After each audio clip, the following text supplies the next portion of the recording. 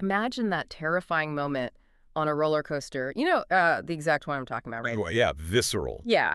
You've just ratcheted slowly up to the very highest peak of the track, and the clicking stops.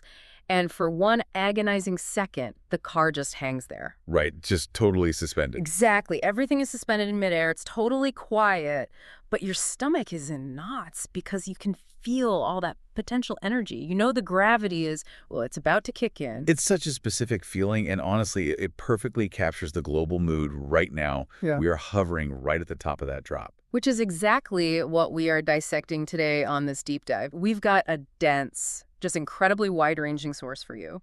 It's the July 28, 2026, 6 a.m. news brief from the Daily Tech Reader. A lot to get through. So much. And our mission today is to extract the essential mind-expanding insights from this stack of information so you can understand not just what is happening in the world today, but why it's happening. And scanning this brief across geopolitics, artificial intelligence, and the natural environment, the overriding theme is this precarious pause. We are in the middle of a great reset. Yeah, and to really understand the events unfolding this morning, you have to look past the isolated headlines. You need to examine the sort of invisible dependencies holding the world together right now. Right. We are looking at everything from unwritten military ceasefires that could, frankly, evaporate in an hour, to these massive, vulnerable electrical grids quietly keeping the global digital economy on life support. Like, nothing in this brief is operating in a vacuum. No, definitely not. So let's look at the most immediate physical manifestation of this global pause. The United States and Iran are currently locked in this informal standoff. It's an unwritten truce, right? No renewed direct airstrikes by either side. And just to be totally impartial here and report exactly what the source says, President Trump's position is that discussions are progressing, though he did issue a warning that American strikes could resume if diplomacy fails. Right, and on the flip side, officials in Tehran have pushed back on that description of the channel entirely. Completely. Yeah, they're denying that any formal peace negotiations are actually underway. But the ambiguity is kind of the point, isn't it? Oh, absolutely. Yeah. Iran has agreed to withhold attacks conditionally, as long as the U.S. bombing pause holds. But it's a really delicate balancing act because both sides are speaking to two totally different audiences. Their domestic base. Exactly, their domestic base and their international adversaries. But wait, I have to stop you there and push back a little. Because the brief also notes the Pentagon is still actively enforcing a naval blockade. Like, passage through the Strait of Hormuz remains heavily restricted. It does. So how does an unwritten conditional pause coexist with an active naval blockade? I mean, that sounds less like a truce and more like a geopolitical staring contest where both sides have their fingers just hovering over the launch button. Well, you're not wrong. It is absolutely a staring contest. But the fascinating part isn't the standoff itself. It's the frantic structural scrambling happening underneath it. What do you mean? So while the U.S. and Iran posture, other nations are aggressively testing long-term workarounds. Oman and Iran, for instance, are proposing a regional mechanism just to manage commercial passage through the Strait of Hormuz. Oh, interesting. Yeah, they're trying to physically separate the mundane day-to-day administration of global shipping from the really explosive political disagreements between Washington and Tehran. Because, I mean, if a neutral cargo ship can't get through, the global energy market just suffocates. Exactly. And we're actually seeing the market react to this tiny glimmer of hope. Brent crude fell to roughly $86.61 a barrel today. Right. And West Texas Intermediate dropped to just about $81.35. And, the divergence in those two numbers actually tells a deeper story. How so? Well, Brent crude is the benchmark for oil extracted from the North Sea, and it's used to price about 2/3 of the world's internationally traded crude supplies. Okay. So it is highly, highly sensitive to global shipping lanes like Hormuz, whereas West Texas Intermediate, or WTI, is the benchmark for U.S. domestic oil.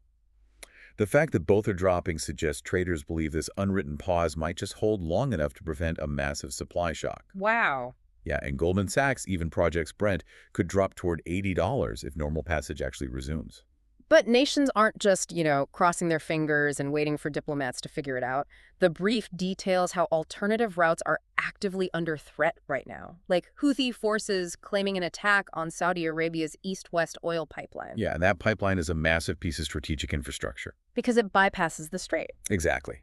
Its entire purpose is to allow Saudi Arabia to pump crude oil directly to the Red Sea, completely bypassing the Strait of Hormuz. So by attacking it, By attacking it, the Houthis are sending a very clear physical message. They're saying, even if you build a multi-billion-dollar workaround to avoid our geopolitical choke points, your alternative routes are still vulnerable.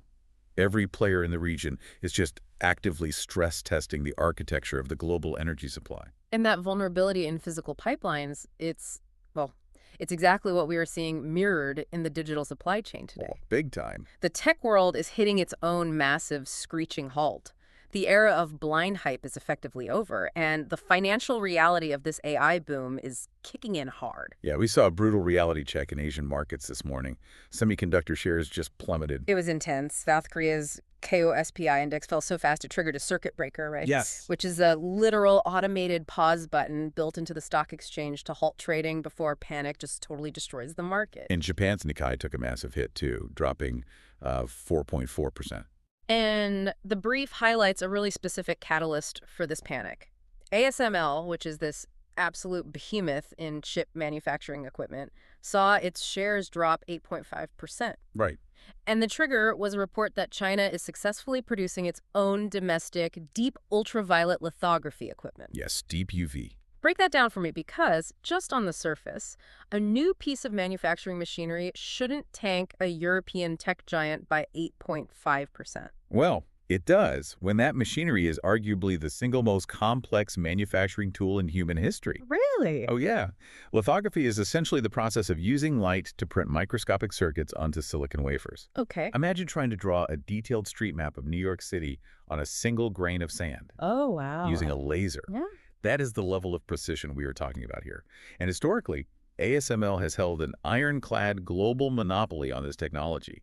They held the keys to the kingdom. So if China has genuinely developed their own viable system, they aren't just building a new factory, they are breaking the ultimate bottleneck in the tech Cold War. Precisely. It allows them to systematically bypass Western trade restrictions. And the market is reacting to this shift in power immediately. Because CXMT. Right. CXMT, a Chinese memory chip producer, just had a massive debut in Shanghai. They raised $8.6 billion, and their stock shot up 466%. 466%. That instantly ripples over to the U.S. I mean, the brief notes, Apple is desperately seeking assurances that CXMT won't be slapped with a U.S. trade blacklist because Apple needs those memory components. The supply chains are so incredibly entangled. Yeah, a breakthrough in Beijing becomes a massive liability for Silicon Valley. But I want to pivot to, honestly, the wildest financial detail in this section. Circular finance. Yes, the circular financing happening in the AI space. It feels like a total shell game. NVIDIA's shares fell 5% amidst reports they might guarantee up to $250 billion in financing for OpenAI. It is a very precarious setup. And what is OpenAI doing with that money?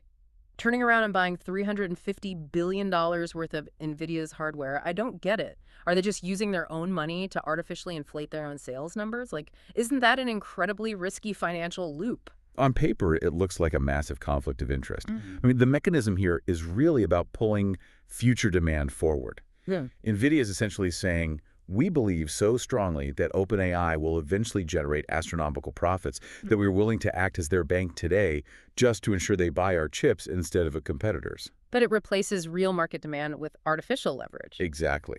If OpenAI cannot monetize the AI models running on those chips, the debt implodes, and NVIDIA takes the hit twice. Because they lose the customer and they eat the loan. Right. Which explains the incredible anxiety around big tech earnings this week. Microsoft, Meta, Amazon, Apple, they are all facing intense pressure to prove these AI services are actually producing durable revenue. They want to see the receipts. The honeymoon phase of AI, where simply saying the word algorithm boosted your stock, is dead. Because the costs are so high. Exactly. Building these foundational AI models requires billions in upfront capital for chips, plus the staggering compounding costs of the physical data centers and the electricity to run them.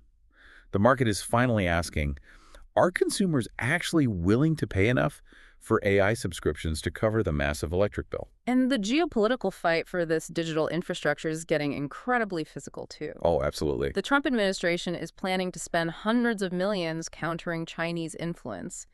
The brief mentions $175.8 million specifically going toward ripping out and replacing Chinese-linked undersea telecommunications cables in the Caribbean and Central America. Yeah, governments are literally fighting over glass tubes sitting at the bottom of the ocean. It's a stark reminder that the cloud isn't floating in the sky.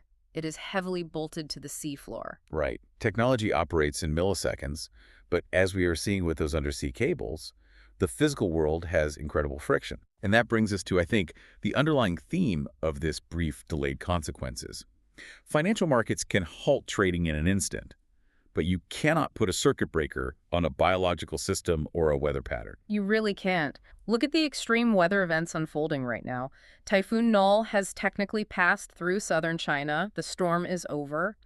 But the flooding and the catastrophic landslides are continuing. Because the saturated slopes and swollen rivers are reacting on a delay. Exactly. The initial event is in the past, but the physical disaster is happening today. We see the exact same delayed mechanics with Hurricane Genevieve. Right. The storm is staying offshore, but it is aggressively churning up hazardous surf along the coast and quietly pumping massive amounts of moisture into the North American monsoon pattern. Which impacts agriculture. Exactly. It will dictate agricultural yields months from now.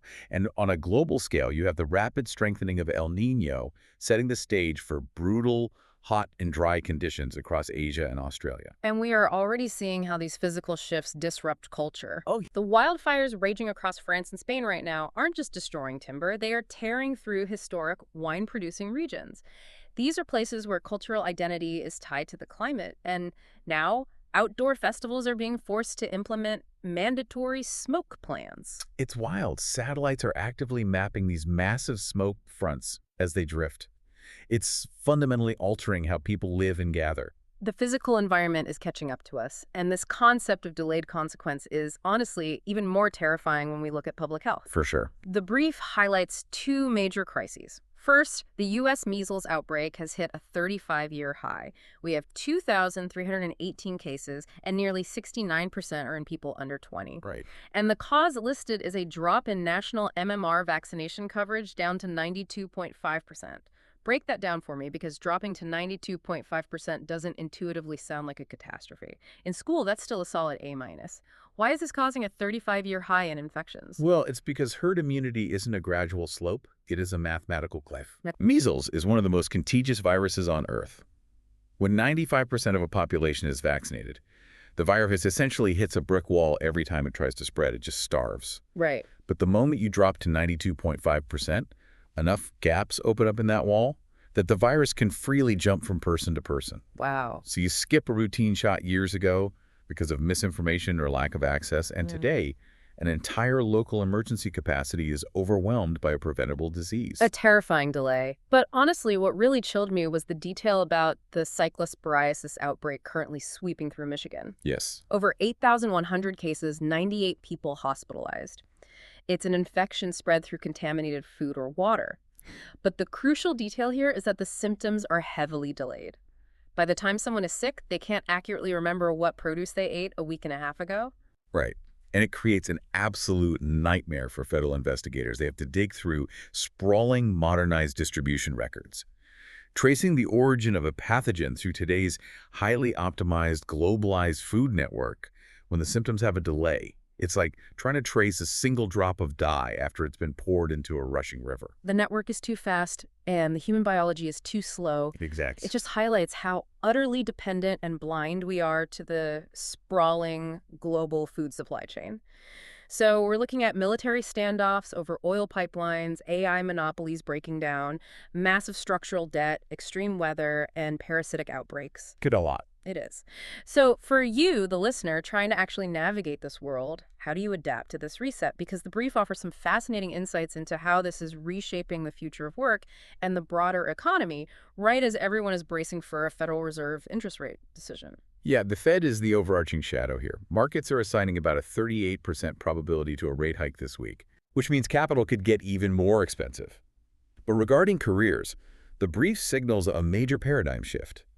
The era of hyper-specialization, being just a software engineer or just a finance expert, is ending. So what replaces it? Cross-disciplinary synthesis. Okay, unpack that. Because global systems are now totally intertwined. We just analyze how a Chinese memory chip debut impacts Apple and how an unwritten Middle East truce impacts oil prices. The brief explicitly states that the durable career advantage today belongs to people who can connect technical digital systems with physical and financial operations. Meaning, if you want to future-proof your career, learning how to code the AI isn't enough anymore. You need to understand how to build the power grid that cools the AI, or how to project finance the building it lives in. Exactly. AI isn't just about software anymore. Large AI facilities require construction workers, cooling specialists, and utility engineers. Tech teams desperately need project finance and infrastructure risk experts because the new bottlenecks aren't lines of code. They are physical transformers and high-voltage transmission lines. The digital world is being forced back into physical reality.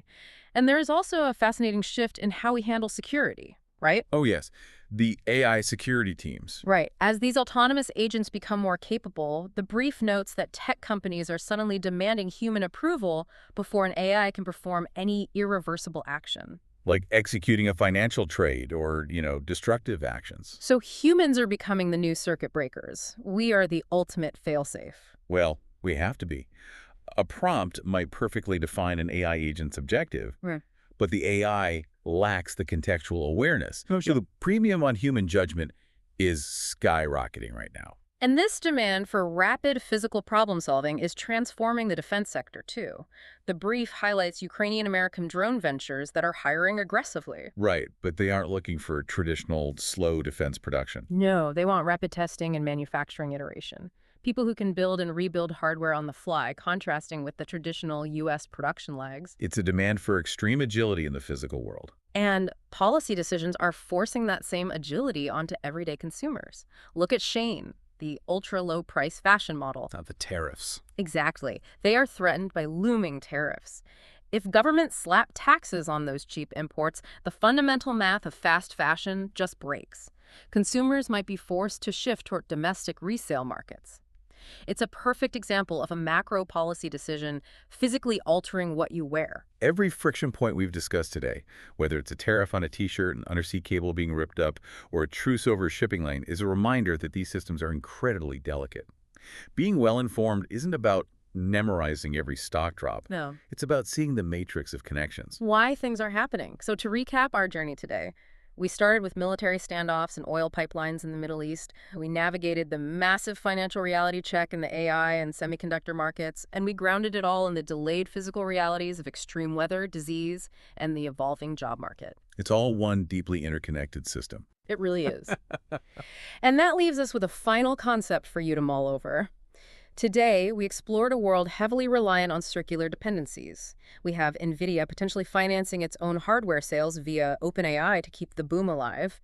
We have autonomous agents needing human overrides to prevent them from breaking things. We have power grids straining to the breaking point to support the tech meant to optimize them. We are suspended at the top of the track, waiting to see if the engineering holds. Exactly. So next time you use a seamless piece of technology or buy a cheap product online, ask yourself, how many invisible, fragile agreements between nations, servers, and supply chains had to hold together just for this to work today?